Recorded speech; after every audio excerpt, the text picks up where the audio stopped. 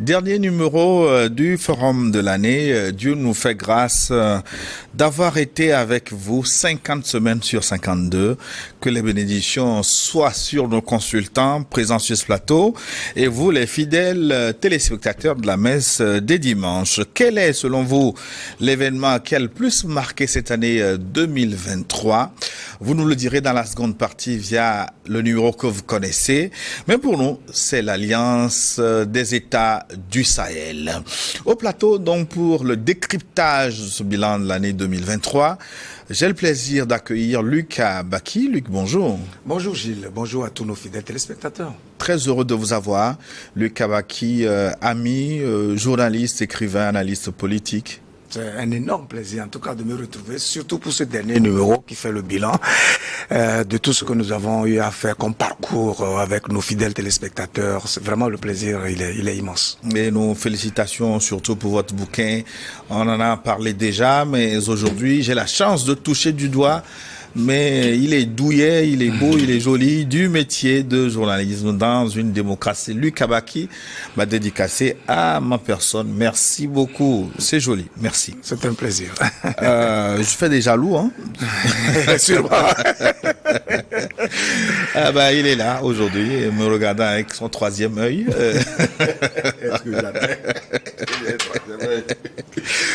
Son Excellence est avec nous, Sogoyou Kegewe. Bonjour. Ouais, merci à Dieu pour votre vie. Mais vraiment merci à Dieu parce que une année, 365 jours, 52 semaines vient de passer et nous devons effectivement rendre grâce à Dieu et souhaiter le meilleur pour la télévision New World, ses animateurs, pour ses dirigeants et naturellement pour tous ceux qui nous écoutent, les téléspectateurs, tous ceux qui nous suivent et naturellement à toute la population togolaise.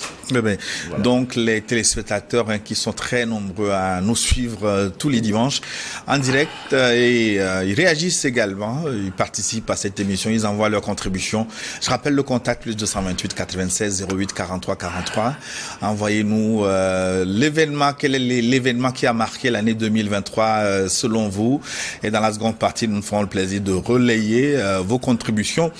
Plus 228 96 08 43 43. Si vous nous suivez en différé, faites-le déjà comme d'habitude, apportez votre soutien à cette émission par votre pouce, likez en même temps, sinon vous risquez d'oublier. Maintenant là, oui, likez cette émission et abonnez-vous à notre chaîne New World TV pour recevoir nos programmes et partagez cette émission New World Forum pour porter loin la voix de l'Afrique qui change, la voix de l'Afrique, l'Afrique qui gagne. Luc Abaki, bah, nous avons retenu comme fait marquant de l'année 2023 la naissance de l'Alliance des États du Sahel.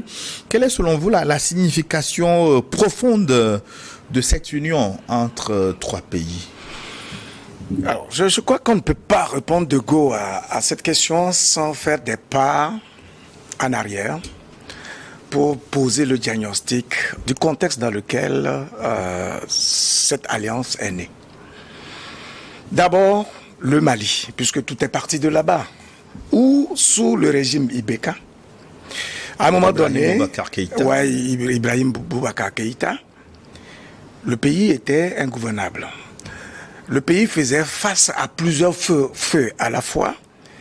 Il y a eu une élection législative qui a été sanctionnée par des fraudes massives et la tension politique sociale dans le pays était intense.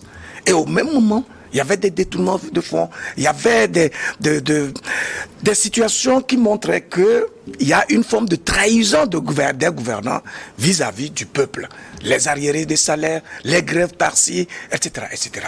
Or, au même moment, le pays fait face à un fléau pernicieux qu'est le terrorisme qui décime des vies entières dans le nord et même en allant pratiquement vers le centre et le sud du pays. C'est dans un tel contexte que des officiers supérieurs de l'armée, relevant des forces spéciales, étant sur le terrain, vivant quotidiennement toutes ces affres-là, les injustices, en tout cas, tout ce qui a comme méli-mélo, qui caractérise justement une forme d'intelligence des puissances extérieures avec ces terroristes-là, qui sont fondamentalement les ennemis du peuple malien, tout cela, ils ont vécu cela. Et ils se sont dit, ben écoutez, nous avons quand même reçu une formation avec les moyens du contribuable malien pour pouvoir défendre la cause du Mali. Nous ne pouvons pas rester inactifs devant un tel fléau qui risque justement de détruire tout ce qui est le patrimoine malien. C'est comme ça que finalement Assimi Goïta et ses collègues ont fait irruption dans le champ politique malien au point de renverser finalement le régime de IBK. Au même moment, les prédateurs, chiens de garde, si vous voulez, des puissances occidentales, entre autres la France, sont montés sur leur ergot pour opposer une forme de fronde farouche contre ce régime-là, avec des sanctions quasiment démentielles, en vue de détruire pratiquement les Maliens à tout point de vue, de les étouffer, etc., etc., etc. Mais ce régime-là a tenu. Et entre-temps, ils ont réussi quand même à mettre en place un régime, en tout cas un président, je parle de Bandao, qui a été issu justement des négociations, etc., comme s'il était une pièce charnière qui va donc remodeler les choses. Malheureusement, celui-ci s'est déversé pratiquement dans le conformisme contre lequel ces militaires-là étaient entrés dans le champ politique. Il sera lui aussi renversé et finalement Assimi Goïta prend les rênes du pays.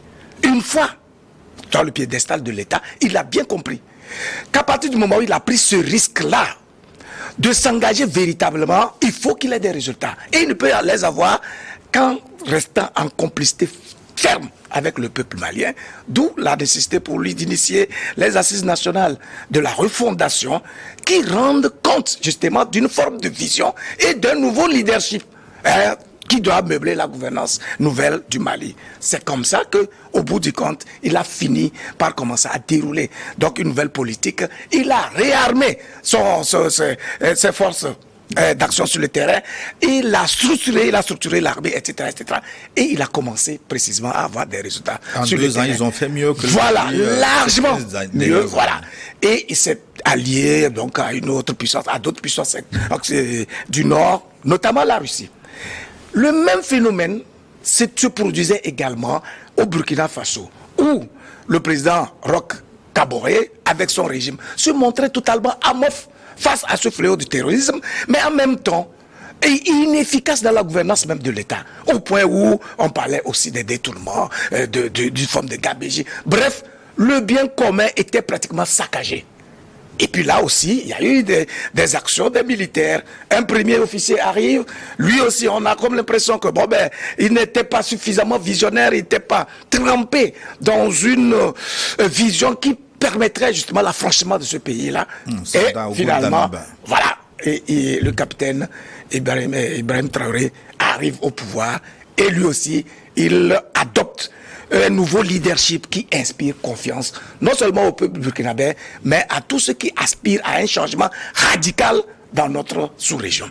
Il restait là un chaînon manquant, parce que cette histoire de terrorisme dans le Sahel est plus intensifiée dans la zone des 3 frontières, où malheureusement le pays, le Niger, était un arrière-plan.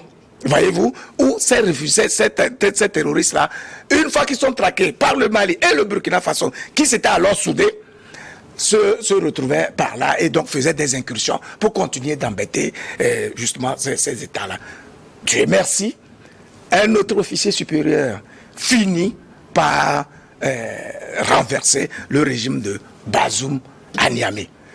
Lui, il s'allie précisément à ces 2 autres pour pouvoir faire face à tous les fléaux qui empêchent les 3 États d'avoir ou de disposer de leurs biens communs et de construire des nations solides, prospères, etc., etc. Voilà le constat général dans lequel les 3 régimes sont venus. Et donc, au même moment, ils se rendent compte que la fronde, l'opposition, les régimes, beaucoup de puissances extérieures sont réfractaires à leur vision, qui vise précisément l'affranchissement, la libération et donc la possession effective des biens de cet espace-là. Qu'est-ce qu'ils peuvent faire pour pouvoir faire face à toute cette fronde quasi internationale, rigide et forte, ils ne peuvent que s'allier.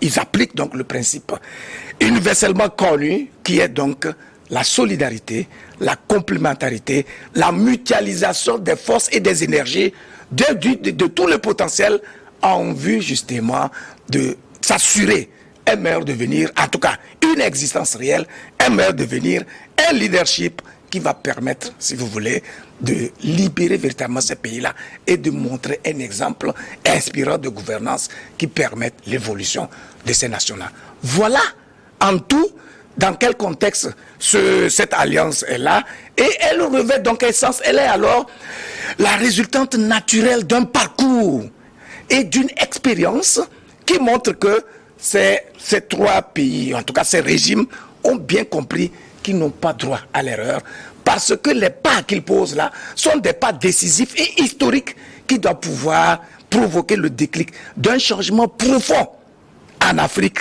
et donc qui risque de se métastaser dans divers pays de notre sous-région. Oui, Sogoyou Kegewe, naissance de l'Alliance des États du Sahel ou le parachèvement de la décolonisation de l'Afrique francophone. Nous sommes face à une véritable lutte d'indépendance. Il faut appeler les choses par leur nom. Parce que de 52 ou 54 États africains, il y avait encore 14 pays dits francophones qui ployaient encore sous le joug de la domination, de l'exploitation éhontée, où les gens devenaient de plus en plus pauvres, où les pays devenaient de plus en plus pauvres et classés parmi les pays pauvres très endettés. Les pays étaient même obligés de revendiquer ce triste titre, pays pauvres très endettés. Et tout ça pourquoi ? Pour permettre à la France de vivre grassement sous le dos de ses nègres. Aujourd'hui, lui il a déjà posé le contexte. Mais en fait, l'AES est une création de la France soutenue par la CEDEAO. Parce que c'est eux qui ont exaspéré, je m'explique, c'est eux qui ont exaspéré des gens qu'ils traitaient comme des moins que rien. Pour la France, mais le Mali, le Burkina, ce ne sont pas des humains. Comment ils peuvent oser dire qu'ils veulent être libres? Comment ils peuvent laisser comprendre que désormais, ils veulent être propriétaires de leurs biens? Leur or, leurs diamants, leur pétrole, leur uranium. Ce n'est pas possible dans la tête des Français.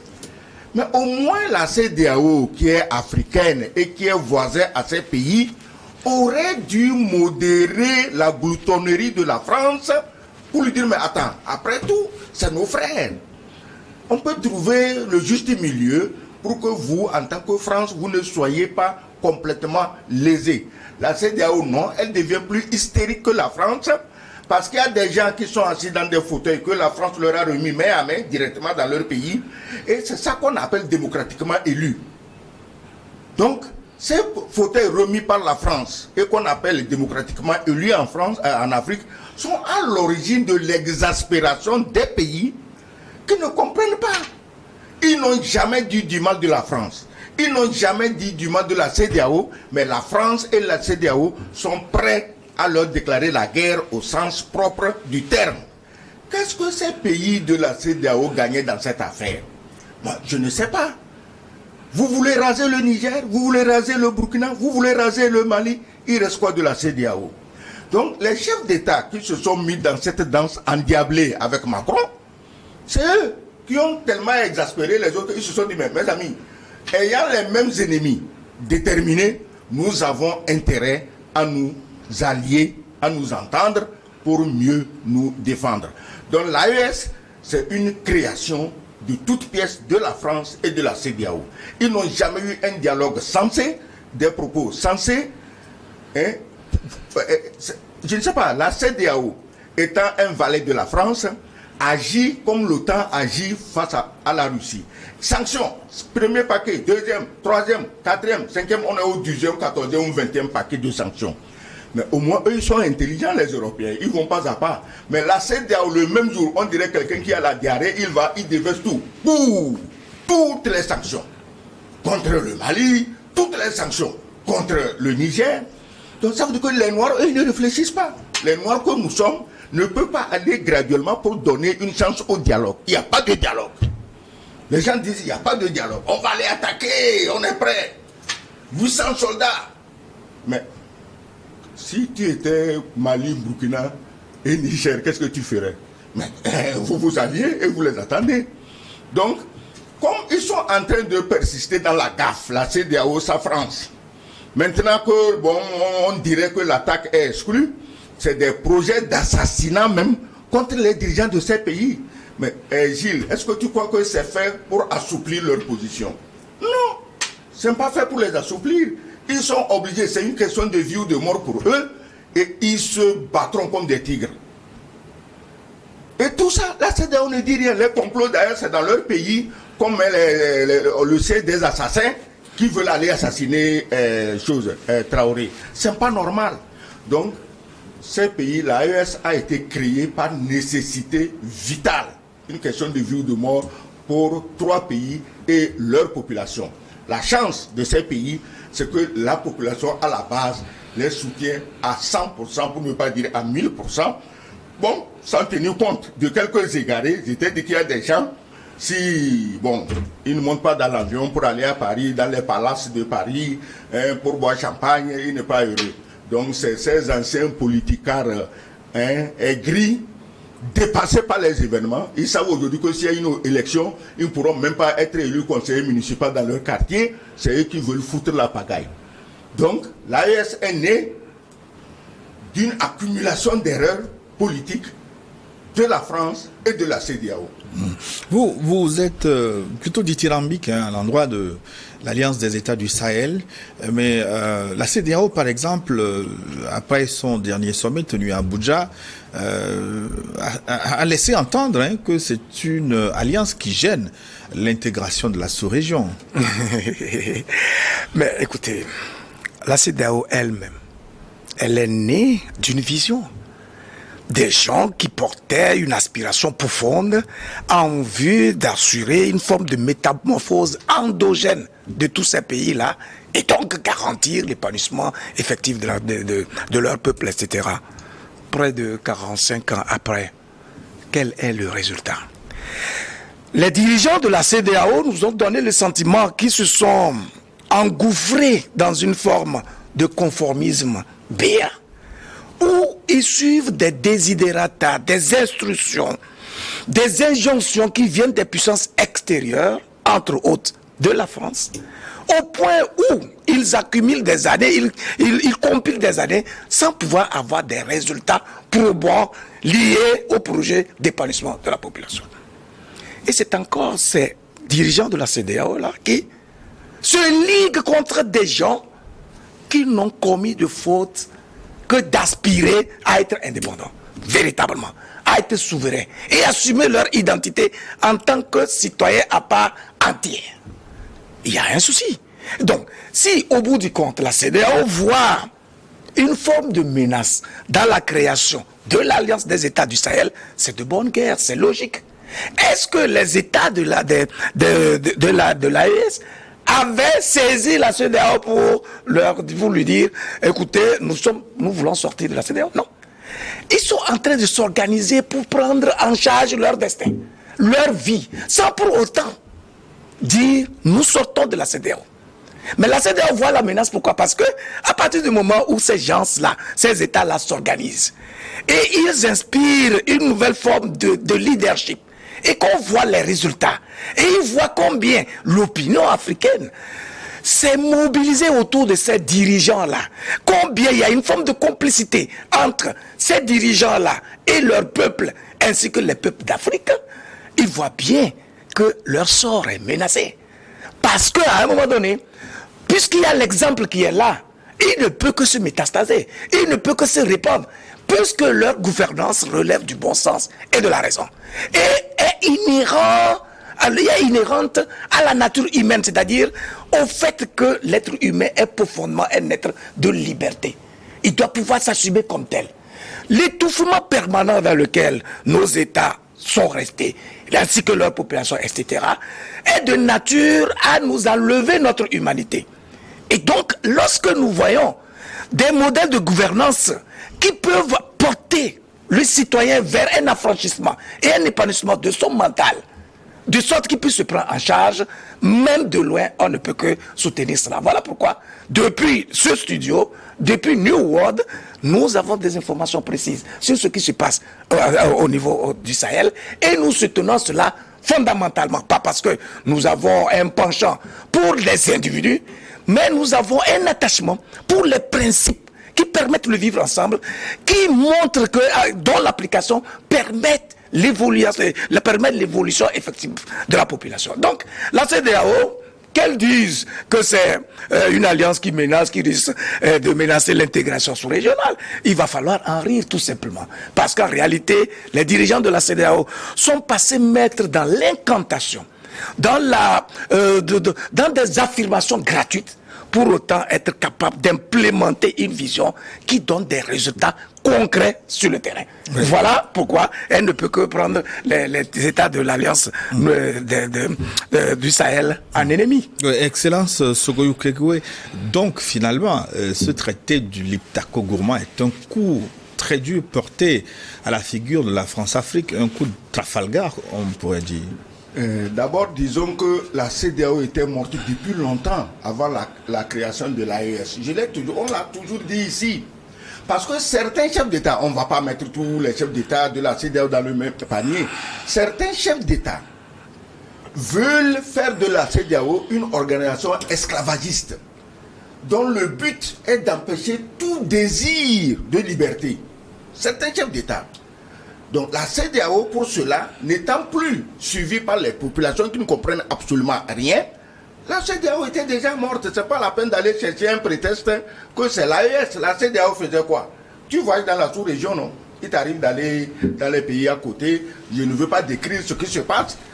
L'objectif de la CEDEAO, nous tous, nous la connaissons. Maintenant, si ce n'est pas que des États de la CEDEAO sont voués à l'esclavagisme, à maintenir les autres en esclavage, Gilles, dis-moi, tu prends un pays comme le Nigeria, qui est victime du terrorisme depuis plus de 10 ans, 15 ans. Et ça continue. La dernière fois, à Noël, 200 personnes et plus ont été massacrées dans les villages.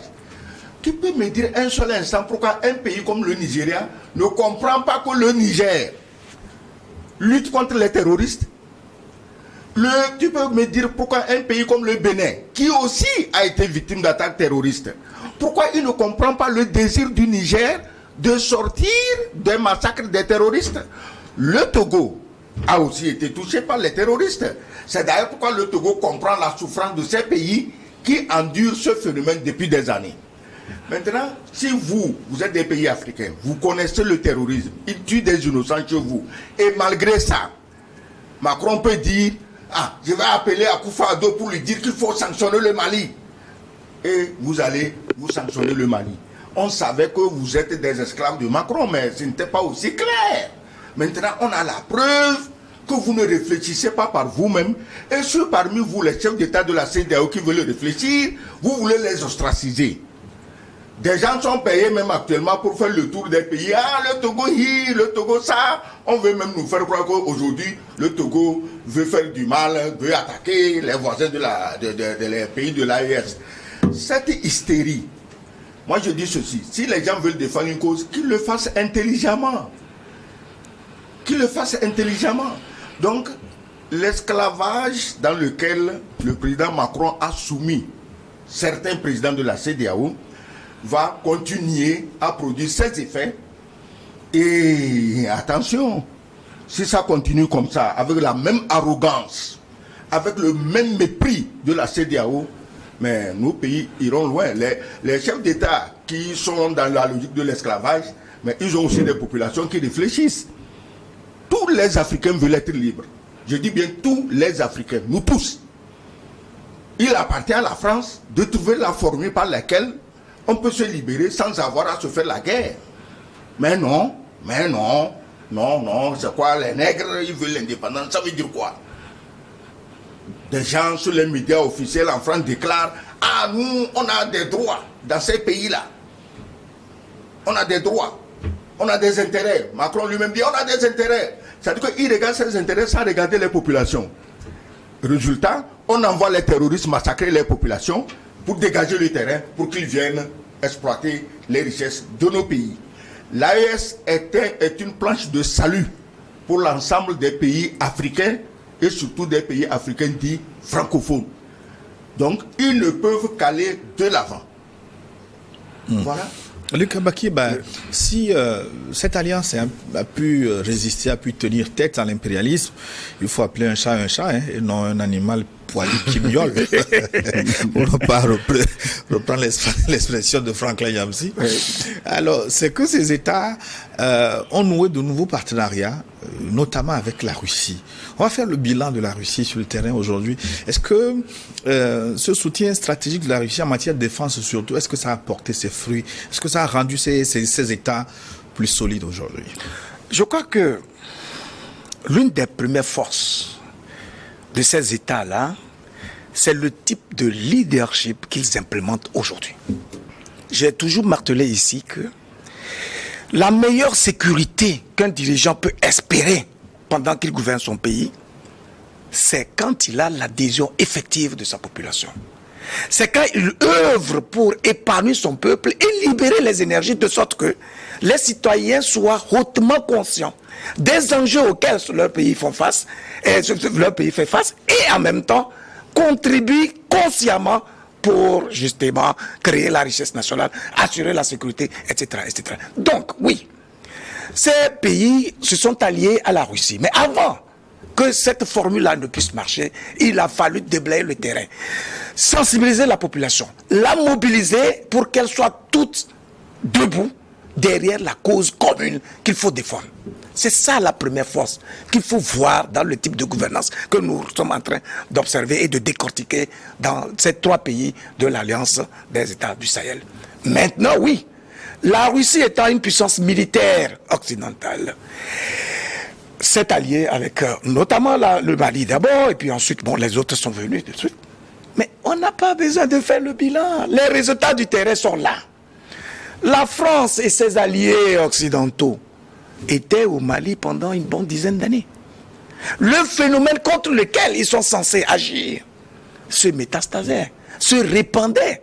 Et l'angoisse, l'inquiétude, l'instabilité régnaient en triomphe dans ces pays-là. Il a fallu juste que Assimi Goïta vienne au pouvoir et qu'il décide d'implémenter une nouvelle vision, notre façon de gouverner, et donc de s'allier à un partenaire comme la Russie pour qu'en quelques mois seulement, il ait les équipements militaires nécessaires que le Mali n'a jamais eu, malgré tous les efforts qui ont été consentis pour pouvoir acheter du matériel, etc., etc., etc. Et donc, il a restructuré son armée et on voit les résultats au point où, en moins de 2 ans, il a pris le cœur et le fief des terroristes que représente Kidal. Donc, le résultat, il va de soi. Tout comme le Burkina Faso, où on voit avec les vecteurs aériens, avec tout ce qu'il y a comme équipement, les résultats vont d'eux-mêmes.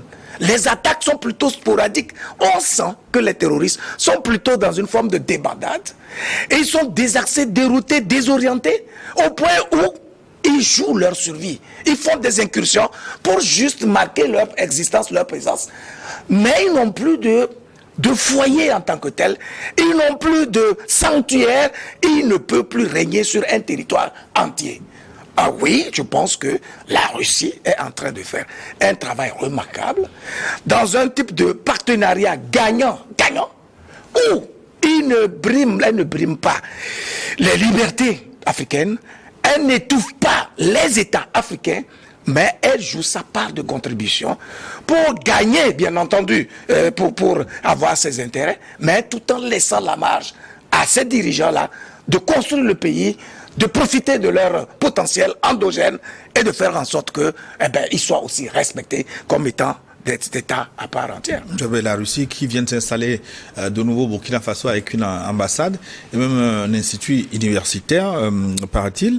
Sogoyou Kegewe, le terrorisme recule apparemment dans les 3 pays, au niveau de l'Alliance des États du Sahel, au Mali, au Burkina et au Niger. Les attaques sont de moins en moins rares. Quel rôle la Russie a-t-elle joué dans la stabilisation de ces 3 pays? Le terrorisme ne peut que reculer, puisque les sponsors du terrorisme les Barkhane, Takuba, MINUSMA, c'est eux qui étaient là-bas, qui aidaient les terroristes. Le président Tchiani l'a dit dernièrement dans son... Mais il ne peut que le dire, le président Tchiani. Ça, on n'a pas besoin d'aller chez un marabout jeter les courriers pour le savoir. Et Dieu seul sait si ces marabouts, combien de marabouts il y a dans le Sahel qui peuvent voir ça et dire à leurs dirigeants. Donc, le terrorisme ne peut que reculer. C'est pourquoi il redouble d'ardeur pour qu'il y ait beaucoup de massacres. Ils vont dire, ah, c'est parce que nous sommes partis. Mais heureusement, les officiers de l'AES, ils ne sont pas endormis. Maintenant, revenons à la Russie. Gilles, ce n'est pas sérieux ce que les Occidentaux font. Au fait, l'Afrique a quoi avec la Russie? Nous ne faisons rien avec la Russie.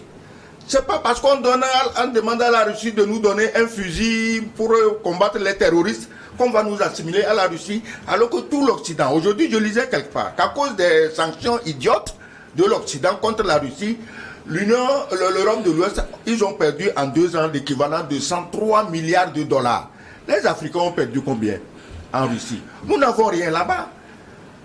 Vous voulez diaboliser la Russie face aux Africains, or sans la Russie vous êtes affamés. C'est la même chose, ils veulent diaboliser la Chine. Mais Gilles, je ne sais pas s'il t'est arrivé une fois de prendre l'avion de Paris sur Pékin. Sur 400, 500, 300, 400 places, mais les 3 quarts sont des Français. Ils vont faire des affaires là-bas. Et si aujourd'hui, la Chine coupe ses relations économiques avec ces pays, les pays, même les grands pays comme l'Allemagne et la France, mais ils vont rendre gorge. Mais nous, dis-moi concrètement, parce qu'on achète 2 bicyclettes, 3 motos à la Chine, on va nous assimiler aux Chinois? Ou bien qu'est-ce qu'on a fait? Qu'est-ce qu'on a fait de mauvais?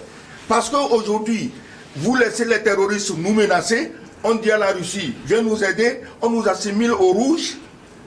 Donc les plus adeptes des Russes, ceux qui aident et continuent d'aider les Russes, c'est les pays occidentaux. Toutes leurs sociétés n'ont pas quitté. Ils sont en train de faire des affaires en douce. Qui ont dit on contourne l'embargo? Qui continue de fournir certaines pièces essentielles à l'équipement militaire russe? C'est les mêmes Européens. C'est les mêmes. Les Africains ont quoi? Qu'est-ce que tu peux fournir aux Russes pour les aider à s'armer? Tu n'as rien. Absolument rien. Donc, qu'on cesse de diaboliser les Russes devant nous, alors que c'est eux qui mangent avec les Russes matin, midi, soir, et que c'est eux qui économiquement vont disparaître si la Russie n'existe pas. De même pour la Chine. Donc, la Russie est chez elle, chez nous. La Russie était ici. Au Togo, la Russie avait une ambassade. J'espère que tu sais où elle se trouve. Mais il est normal qu'aujourd'hui la Russie revienne en Afrique et mette ses ambassades partout. Ce n'est pas seulement à Ouagadougou. Parce que tous les pays qui sont menacés n'ont d'autre planche de salut que la Russie. La Russie est tombée, le mur de Berlin est tombé, je crois, en 89. L'Occident, n'ayant plus de concurrents, aurait pu saisir l'occasion pour apaiser ses relations avec nos pays, pour essayer de les laisser s'enrichir un peu. Au lieu de quoi ils se sont dit, bon, il n'y a pas de concurrents, on leur serre encore le cou, ils nous ont serré le cou, voilà où se trouvent nos pays aujourd'hui. Et comme si ça ne suffit pas, ils amènent les terroristes pour nettoyer les populations, pour dégager les zones minières, ils vont venir exploiter. Ils ont fait la même chose en Amérique latine après la Deuxième Guerre mondiale. On a envoyé des criminels nazis éradiquer des populations entières dans les forêts amazoniennes pour que les gens puissent aller exploiter le bois, le caoutchouc, les minerais. C'est la même chose qu'ils sont en train d'éditer en Afrique. Quand on dit ça, les Africains croient qu'on exagère. Ah non, c'est du complotisme. Mais je vous dis, Gilles, ils n'ont pas d'état d'âme. S'il faut tuer tous les Burkinabés, Maliens, Nigériens, pour que le pétrole, l'or, le diamant, tout revienne gratuitement en Europe, ils le feront. Pourquoi nous ne pensons pas à ça? Donc les 3 officiers burkinabés, maliens et nigériens sont en train, ils risquent leur vie tous les jours. Mais ils savent que c'est la seule voie pour se libérer. Et c'est de là que partira la libération de toute l'Afrique esclavagisée par la France. Donc ça veut dire que l'AES a vocation à s'élargir, à gagner d'autres milieux, d'autres capitales, d'autres terres africaines. Non. L'AES n'a jamais dit ça. C'est la CEDEAO qui panique, comme on a dit. Mais si la CEDEAO, tu es là, tu es un fainéant. Tu vois maintenant quelqu'un qui travaille dans le centre de l'unité, tu ne peux que paniquer. Maintenant, si on demande à tous les pays de la sous-région, vous préférez continuer avec la CEDEAO ou aller dans l'AES, tout le monde va dire on va dans l'AES. Et c'est la faute à qui? C'est la faute à la CEDEAO. Vous ne pouvez pas être une organisation aussi grande, contenant des pays aussi puissants. que le Nigeria, le Ghana, la Côte d'Ivoire, et vous êtes de petits larmins en train de sucer les bottes de Macron. Donc ça veut dire que vous êtes discrédité. Et si vous êtes discrédité, je ne sais pas comment un homme sensé, un pays sensé peut continuer à se revendiquer de la CEDEAO. La CEDEAO, c'est devenu une histoire de rentier à Abuja. Ils sont là-bas, ils ont de bons salaires. À part ça, il y a quoi? Dis-moi le contenu. Qu'est-ce que tu vois sur le terrain que la CEDEAO a fait dans ton pays? Rien. Absolument rien. Donc, si l'AES veut agir sur le terrain, une réelle intégration économique, mais l'AES le fera. En un rien de temps, l'AES, les Russes, on parle des Russes, sont venus, ils veulent construire des centrales nucléaires. Donc ça deviendra un match AES contre AOF. Non, oui, c'est ça. Le jour où les Burkinabés maliens auront leur centrale nucléaire, ils auront tellement d'énergie qu'ils peuvent te la vendre ici et que tu payeras à peine le quart de ta facture d'électricité. Mais Gilles, il n'y a pas besoin de référendum pour qu'on aille les voir, pour qu'ils puissent nous balancer l'électricité. La CEDEAO a fait quoi? La France a fait quoi dans ces pays? Sans la Russie, on n'aurait jamais appris qu'il est possible de mettre une centrale nucléaire chez des nègres.